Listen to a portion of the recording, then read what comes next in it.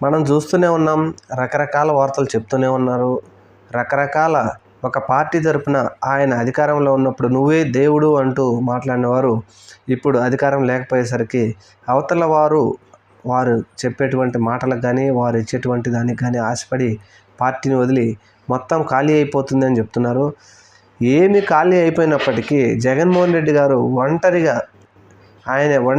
ఎలాగ మొదలుపెట్టాడో అలాగే ఆ స్థానానికి వచ్చినప్పటికీ ఇప్పుడు వెళ్ళిపోయే నాయకులు ఇంతమంది ఎవరైనా వారితో పాటు 1000 మంది కార్యకర్తలను మేము తీసుకెళ్తున్నామని వెళ్ళి వారి పార్టీలో జాయిన్ అయ్యి ఆ 1000 మందికి గనక జెండాలు వేసి ఆ పార్టీలో జాయిన్ చేయగలిగితే అప్పుడు నిజంగా జగన్మోహన్ రెడ్డికి షాక్ అని అనుకోవాలి.